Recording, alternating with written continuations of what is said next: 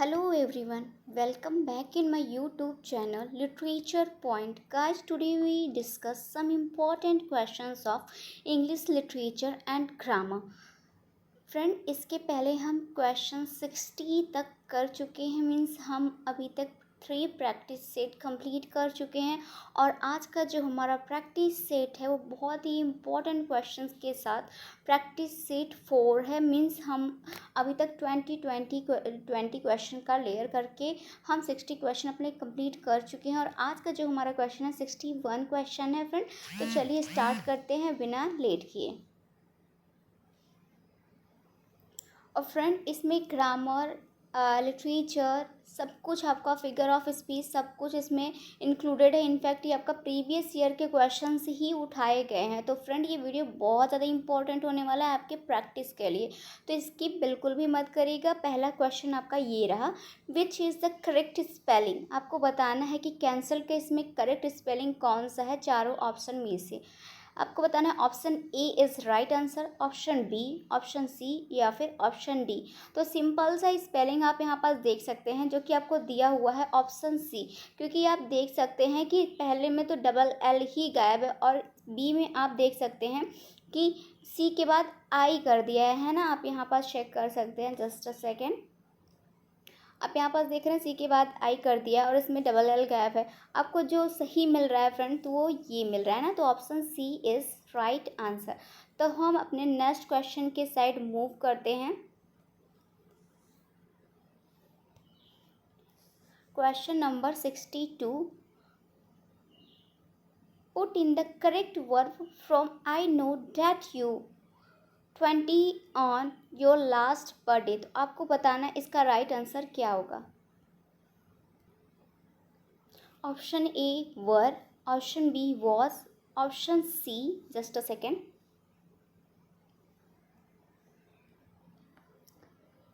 Option C are, option D is. तो friend, जो इसका राइट आंसर होगा, इसका राइट आंसर होगा ऑप्शन ए,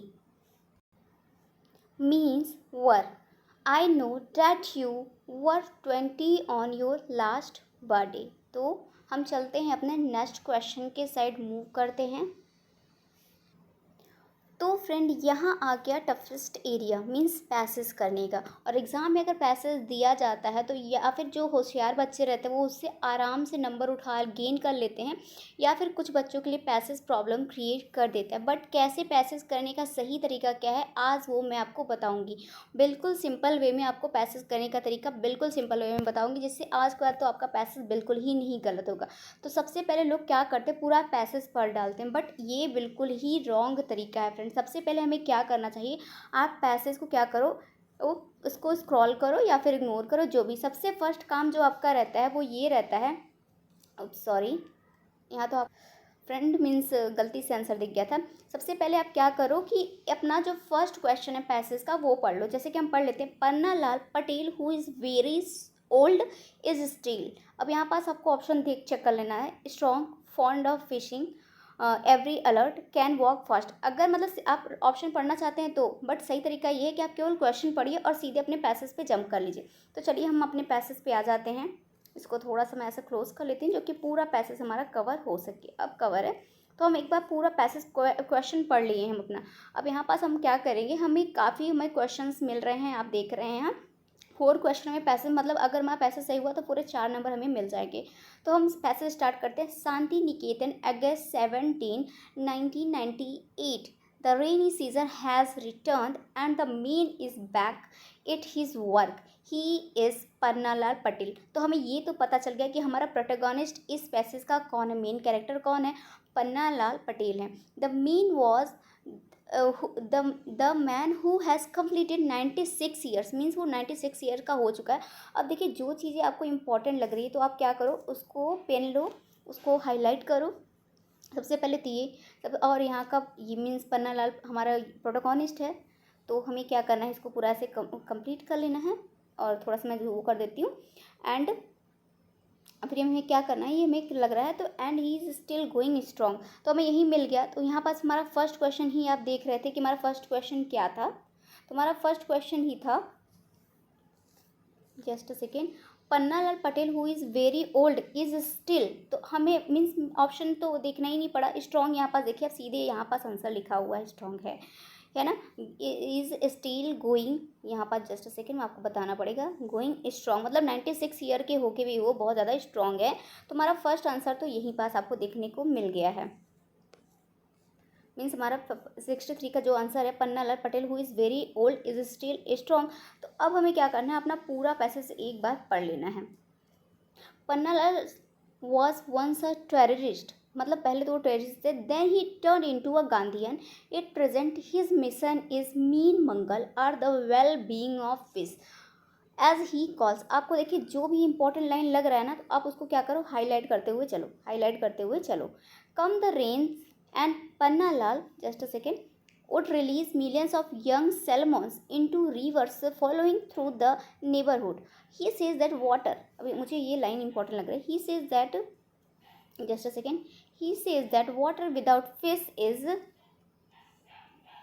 just as absurd as fish without water. Means यहाँ पास कितनी इंपॉर्टेंस बता दी गई है कि अगर चलो ठीक है, अगर पानी बगैर मछली नहीं है तो अगर पानी में मछली नहीं है तो भी बहुत ही गलत है। मीन्स अगर पानी मछली को, फिश को पानी की ज़रूरत है तो पानी को भी फिश की ज़रूरत है। On independence day eve he had, means independence eve को बता दिया गया है कि मान लीजिए इंडिपेंडेंस मतलब 15 अगस्त को हो गया, तो 15 अगस्त के पहले, इसके एक दिन पहले वाले शाम को हो गया ना। ऑन इंडिपेंडेंस यू यहाँ पास लिखा हुआ है। As if in appointment with the Ajway, Ajway के साथ इनका अपॉइंटमेंट रहता है। The river he loves and adores. Next हम अपना आगे चलते हैं। Choked up with silt and sand from bank of bank, the river remains almost dry throughout the years except in the rainy season. Throughout the year, who once called the crazy river for often changing its course, Ajoy is now better known for the great destruction it causes at intervals of some years by flooding the villages on its banks. It then washes away people and cattle, the houses, and brings great misery. The appointed day arrived. It was a cloudy afternoon at Palitpur, the venue of the program, where a new bridge has been built across the river. Short speeches were made, songs were sung. Mr. Patel took a handful of the young salmon and threw them into the water once, twice, thrice. Others followed him. The hero of the day looked happy, and a smile lit up his wrinkled face. But some fishermen in the crowd were rather skeptical about the usefulness of the program. Will the fish, when grown up, return to the same waters and be caught in their nets? Perhaps not. They talked among themselves. Mr. Patel, however, does not bother himself about who catches how much fish in which waters. He himself is a complete vegetarian. His only concern is the well-being of fish. तो हमारा जो first question यहाँ पास, हमने अपना पूरा paragraph अच्छे से passage को पढ़ लिया है। हमारा फर्स्ट क्वेश्चन का आंसर तो हमें स्टार्टिंग में ही मिल गया था, means Pannalal Patel who is very old is still strong. तो हमारा क्वेश्चन नंबर 64 जो आ रहा है friend, Pannalal had an appointment with the river Ajway. मैंने आपको पहले ही बता दिया था कि जो 15 अगस्त है, मतलब कि उसकी क्या है, यू को कहा गया था ना। तो यहाँ पास 15 अगस्त को हमारे पास इंडिपेंडेंस डे हो गया। फिर हमारा ऑप्शन क्या आता है, जो इसका फ्रेंड राइट आंसर होगा, मैंने आपको कहा था कि 14 अगस्त, मतलब वो इवनिंग की बात हुई थी ना, ईव की बात हुई थी कि इंडिपेंडेंस की ईव पे होगा, तो उसका मतलब ये है कि 14 अगस्त इवनिंग की बात वहाँ पास की गई थी। नेक्स्ट हमारा जो आता है, जस्ट अ सेकेंड, इसको डिलीट कर दें। नेक्स्ट हमारा क्वेश्चन नंबर 65 आता है। इसका आंसर होगा the Ajway floods its banks. तो मैंने बताया था कुछ सालों की बात हो रही थी ना, एवरी फ्यू ईयर्स, वहाँ पास मैं बताती हूँ। जैसे सेकेंड मैं आपको यहाँ पास स्क्रॉल करके लेके जाती हूँ, यहाँ पास देखिए मैं बताती हूँ जैसे कि कैसे आपको सर्च करना है। Where is,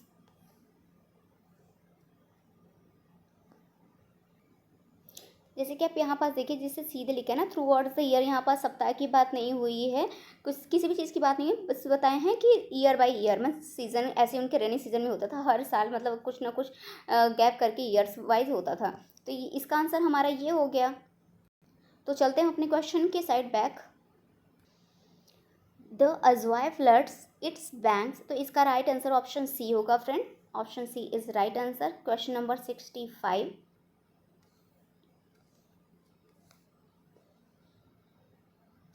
according to Pannalal water without faces, option A unthinkable, option B tasteless, option C impure, option D unprofitable. तो आपको बताना है यहाँ पास क्या है। जब मैंने बहुत अच्छे से एक्सप्लेन किया था आपको कि वो कह रहे थे कि जैसे कि फिश को मछली के बगैर, फिश को पानी के बगैर, वाटर के बगैर इमेजिन नहीं कर सकते, वैसे वाटर को भी क्या कर सकते, फिश के बगैर इमेजिन नहीं कर सकते। मतलब option A is right answer, unthinkable मतलब सोचा ही नहीं जा सकता। नेक्स्ट हमारा आता है क्वेश्चन नंबर 67, और ये हमारे पैसेज का लास्ट क्वेश्चन है, पैसेज का फ्रेंड, आपका नहीं पैसेज का। The object of Pannalal's programs it Palitpur was the welfare of, आपको बताना है यहाँ पास किसकी वेलफेयर वो रहती है। तो आपको मैंने सीधे नेम बताया था कि किसकी थी ना, ऑप्शन डी, वो फिश की यहाँ पास बात करते हैं। पूरे पैसेज में क्या फिश की ही तो बात होती है, तो right answer is option D, fish. तो हमारे यहाँ पास पैसेज के क्वेश्चन फिनिश हो गए फ्रेंड। नेक्स्ट हम आते हैं अपने 68 क्वेश्चन पे, sorry. The meaning of solicited is, तो आपको बताना है कि सॉलिसिटेड की मीनिंग क्या होगी। Option A advice requested, option B, just a second, option B to do a court case, option C to form a party, option D none of the above. आज काफ़ी पैसेज के question मिले, grammar के मिल रहे हैं, literature के मिलेंगे, I hope so कि मिलेंगे। तो मुझे लग रहा है फ्रेंड इसका जो मीनिंग ऑफ सॉलिसिटेड मीन्स होता है कि advice requested, option A is right answer. बताने लायक कुछ भी नहीं, ये लर्न करने वाली चीज़ है। क्वेश्चन नंबर 70, सॉरी फ्रेंड 70 नहीं 69, क्वेश्चन नंबर 69 मीन्स आज का हमारा 9 क्वेश्चन है ये। सेलेक्ट द करेक्ट स्पेलिंग, आपको स्टाफ क्वार्टर्स का यहाँ पास करेक्ट स्पेलिंग बताना है कि कौन सा करेक्ट स्पेलिंग है। मैं इसको हटा देती हूँ, प्रॉब्लम हो रही है ना देखने में। तो करेक्ट स्पेलिंग बताइए। Option A is right answer, option B, option C और ऑप्शन डी। आपको दिख रहा है या तीनों में से एक है या फिर चार डी है, नन ऑफ द एबव। तो फ्रेंड इसका सिंपल सा आंसर है कि स्टाफ क्वार्टर का आपको सीधे दिख रहा है कि ए, मतलब स्टाफ भी लिखा है सही और क्वार्टर्स भी सही लिखा है। यहाँ पास ऑप्शन बी में आप देख रहे हैं स्टफ लिखा हुआ है, ऑप्शन सी में आप तो सही दिख रहे हैं कि हाँ ठीक है स्टाफ तो सही लिखा हुआ है, बट क्वार्टर्स की स्पेलिंग आप जरा चेक करिए। तो क्वार्टर की स्पेलिंग क्या लिखा है, क्वेटर्स लिखा हुआ है, आर मिसिंग है इसमें क्वार्टर्स में। तो ये option A is right answer. Question number 70, compact means आपको बताना है कि कॉम्पैक्ट मीन्स क्या होता है। फेस पाउडर फॉर वुमेन, जब हम लोग जैसे गर्ल्स लेडीज़ जो भी फेस पाउडर यूज़ करते हैं नॉर्मली उसको कॉम्पैक्ट ही कहते हैं, बट वहाँ यहाँ पास लिटरेचर में उस कॉम्पैक्ट पाउडर का कोई यूज़ नहीं है, मीन्स ऑप्शन ए तो बिल्कुल ही रॉन्ग हो गया। ऑप्शन बी कंप्यूटर सॉफ्टवेयर, क्या एक कंप्यूटर सॉफ्टवेयर है।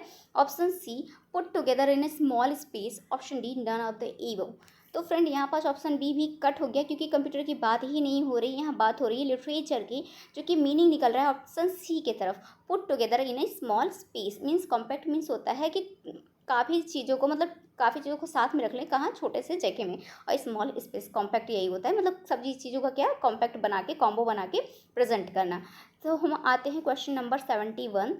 तो यहाँ पास डायरेक्शन कुछ दिया हुआ है। Question number 71 and 72, choose the correct word for the blanks, आपको करेक्ट वर्ड चूज़ करना है ब्लैंक के लिए। तो हमारा 71 आता है, the boy return to his village, आपको बताना है यहाँ पास क्या फील होगा। Option E shall, option B will, option C was, option D sand, मतलब कि सैंड बताना है। तो आपको यहाँ पास ये बिल्कुल ही सिंपल सा है। सबसे पहले तो यहाँ पास पूछा गया है the boy return to his village, पूछा जा रहा है मतलब कि क्या वो आ गया है, मतलब फ्यूचर की बात हो रही है, तो सीधे आपको विल या सेल में से एक सेलेक्ट करना है। बट बॉय की बात हो रही है तो आपको सीधे सेल ही क्लिक करना है। वॉज का और सी और ऑप्शन डी तो बिल्कुल ही कट हो जाते हैं। ऑप्शन ए बी में आपको करेक्ट करना है। तो दी बॉय की बात हो रही है तो सेल का हम यूज़ करेंगे। तो option A, sorry friends, so option B is right answer. Will की बात करेंगे हम यहाँ पास, मैं किसी और चीज़ में कंफ्यूज हो गई थी, ध्यान कहीं और गया था। Option B is right answer, will the boy return to his village. Next हमारा आता है क्वेश्चन नंबर 72, सॉन्ग्स सुंग इन हिज मेमोरी, तो आपको बताना है कि राइट आंसर क्या होगा। ऑप्शन ए इज़,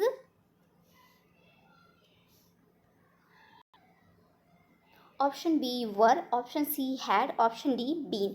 तो आपको बताना है कि राइट आंसर क्या होगा। तो option B is right answer.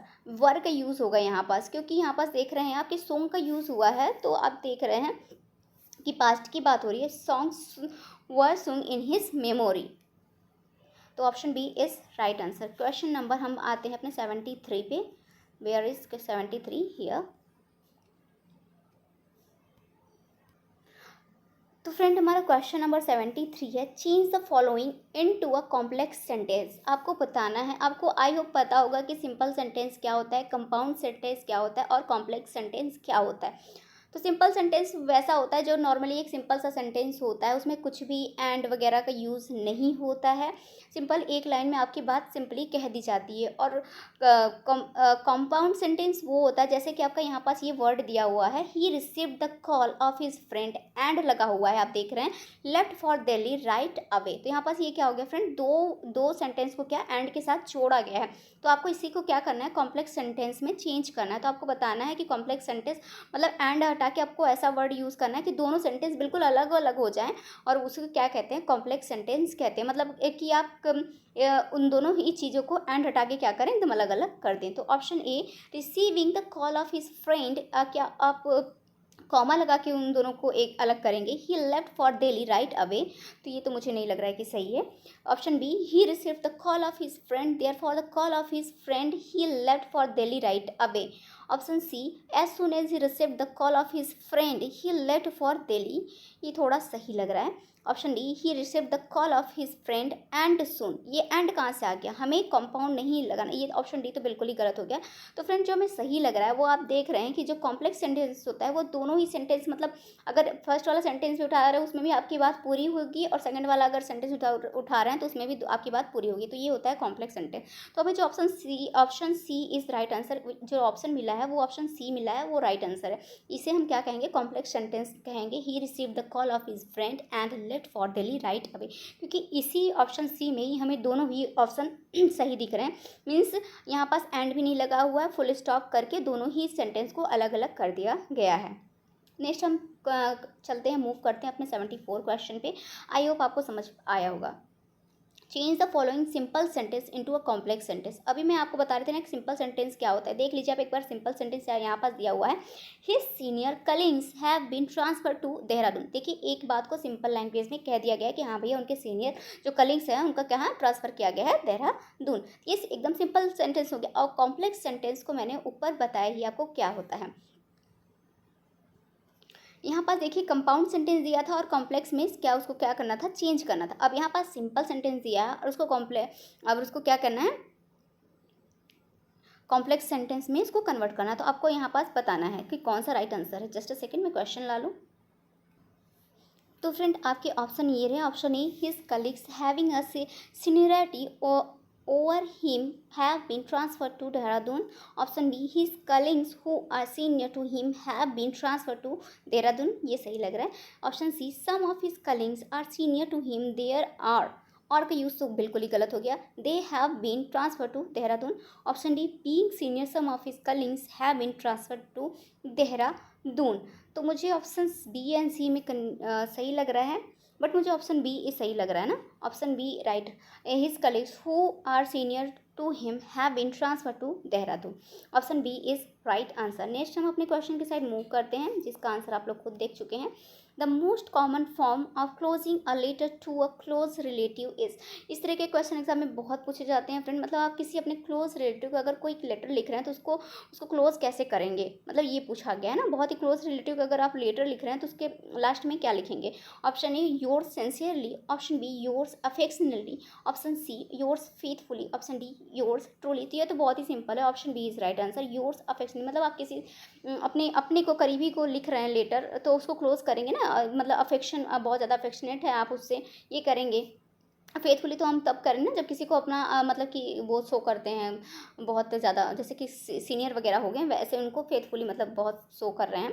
तो क्वेश्चन नंबर 76 वो बहुत ही सिंपल सा क्वेश्चन था फ्रेंड। पंचुएट करना है यहाँ पास आपको। Don't worry father said he also leave the village and find a job in Delhi। तो यहाँ पास आपको क्या करना है, पंचुएशन लगाना है यहाँ पास। तो option A, don't worry father said he, चलो ठीक है, I'll soon leave the village and find a job in Delhi।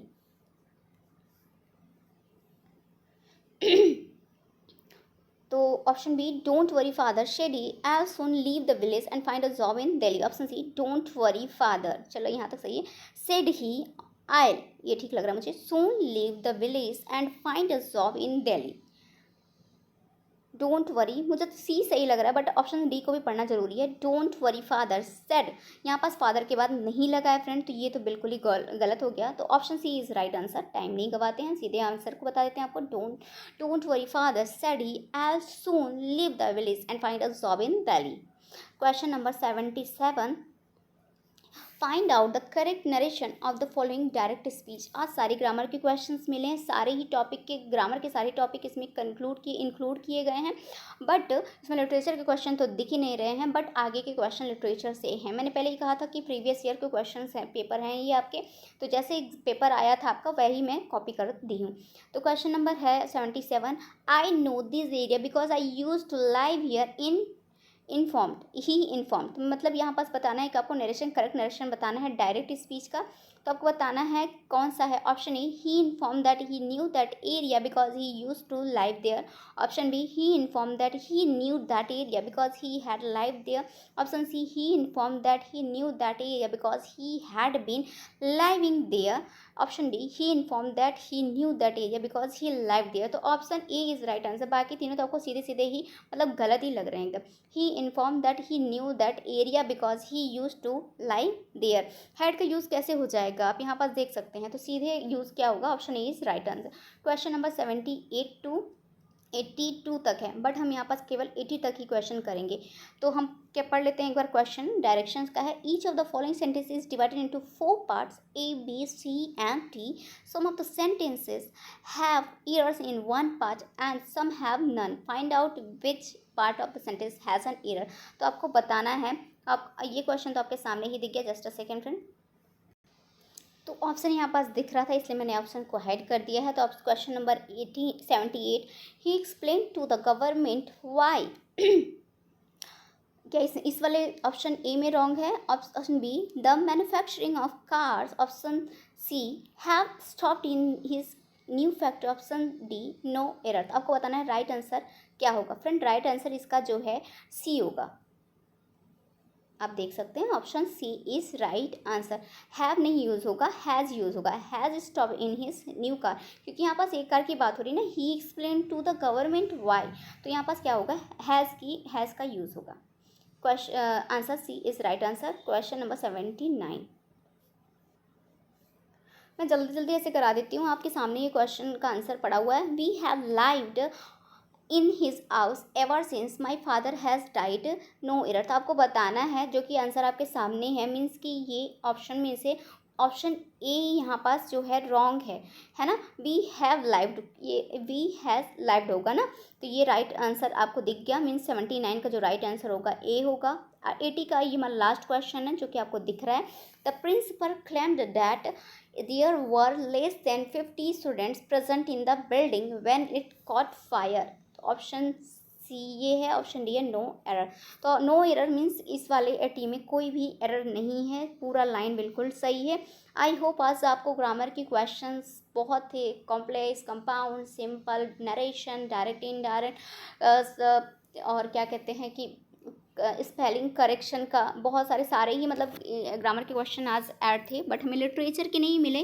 But हमें लिटरेचर के क्वेश्चंस आगे देखने को बिल्कुल मिलेंगे, जैसे कि आपको यहीं पास देखने को मिल गया। क्वेश्चन नंबर 83 आप देख रहे हैं, a violet by a mossy stone half hidden from the eye. इसलिए इन सब का क्वेश्चन आपको देखने को मिल रहा है, ये सब लिटरेचर के हैं। तो नेक्स्ट हमारा जब भी अपलोड होगा, तो आज का हमारा प्रैक्टिस सेट 4 था, प्रैक्टिस सेट 5 में आपका पूरा लिटरेचर ही कवर होगा।